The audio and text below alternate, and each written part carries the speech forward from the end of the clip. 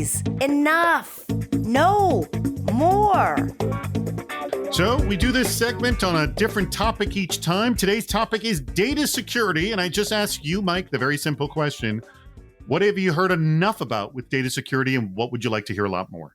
One of the biggest challenges that I've seen with data security solutions in the past has been that they're proprietary, that they can only work with a very minimal set of security, which makes them hard to interoperate with other systems, other platforms, other environments.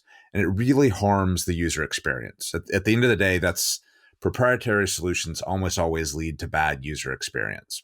So that's one of the areas that I've heard too much is really on the proprietary side of things. The other thing is I keep hearing people say, hey, we'll solve this with blockchain. And I'm just so sick of blockchain being the solution to everything. So that's the other thing that just kind of grinds my gears on data security. Yes. The Family Guy reference there. Good.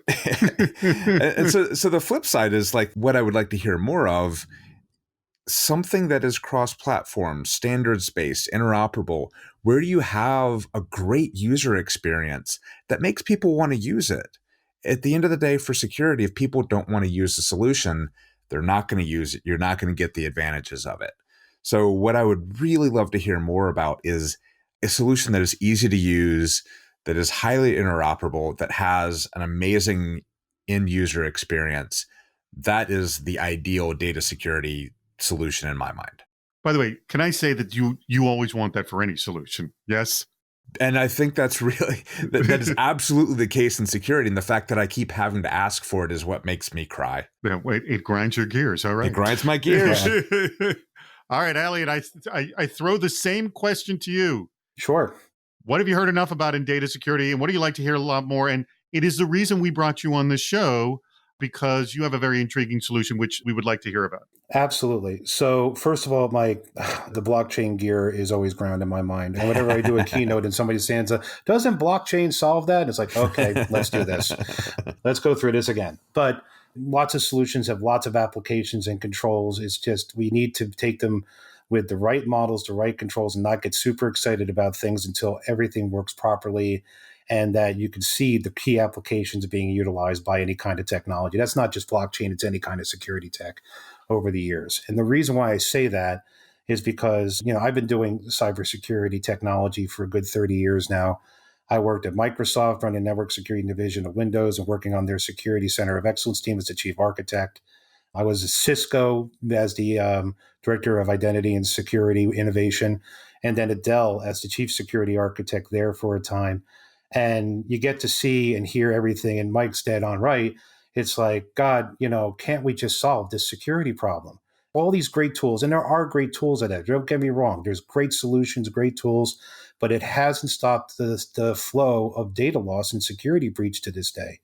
So what I did was back at Dell, we started off with a concept of how do we change the game? Let's stop fighting the ocean and start trying to swim in it. How do we change this game so that we're getting ahead of it finally and data is able to do what it's meant to do so we can utilize it properly? And after analyzing all the tech and all the controls and everything out there and all the changes in storage and transport and end devices and edge computing and data protection and so on and so forth, there's only two common denominators throughout IT and technology history that remain the same and will always remain there, and that's data and the people that create and control that data.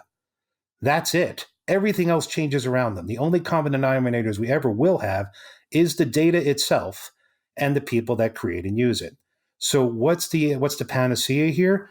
When we started looking at the technology that my company's bringing to market and is broadcasting out now, we took the premise of, and this is the panacea, and I know Mike's going to groan a bit when he hears this, but this is where we started with, you're going to do something, do it right. How do we make data itself, embedded in data itself, self-aware, self-protecting, and intelligent? How do we make it so that when you send data, it's going to the right people on the right devices in the right geospecific locations under the right rules? And how do you make it so that even after you've sent it, you can change those policies because your decisions have changed and your data is still under your control, even though you sent it on its way and it's in the hands of others. How do we solve that problem? Because if we can make data self-protecting and self-aware, when today's world, if you have a security breach or a data loss, it's just a matter of who stole it, who's liable, who's going to pay the bill, how much is it going to affect everybody. With the new technology that Encryptix has, we embed this technology into data itself. And now when someone takes your data, when they try to access it, the data is going to wake up and say, who are you? Where am I? What device is this? How did I get here? Why did I ever leave Mike's office? I'm geo-specifically aware, and I should never have left Mike's office. And then it could take intelligent action on itself to stay encrypted, only open up under the certain terms and means Mike allowed, or self-delete, and always report back all possession, custody, and control information. When data can do that, that changes the game. Because as you said, Mike, it's not proprietary. It's not specific to one application or platform. It's not specific to one kind of storage or one kind of OS. It works universally across the board because you put the technology into data itself, and this works across all properties, all OSs, all applications, all models. Well, now hold this thought, Elliot. I want Mike to ask a question because I'm sure you've got Sure, a question please. about this technology. So shoot fire with one question. So I'm really kind of curious how you are managing. I'll ask it more specifically. Yes. We have a broad variety of devices, operating systems, platforms in the modern IT environment. That's right. So are you cross-platform as well? Yes. We designed this as a platform play that actually works across all platforms. So it works across Windows, Mac, iOS, Android, soon to be Linux. It works agnostic of all transport, all storage, and all device parameters. It also is embedded in Microsoft Office applications, and it's designed as an API platform play so that you can plug this technology into any programmatic development or platform or operation you're doing. We designed it with all those parameters in hand because we knew it had to be universally deployable. It could not be proprietary as to how and when it was going to be used, and it had to allow the data, no matter where it went, no matter where it goes, under any conditions, to be able to work. And those were tall orders to hit, but that's where the basic design parameters around this technology, if we're going to make data self-intelligent, aware, and self-protecting.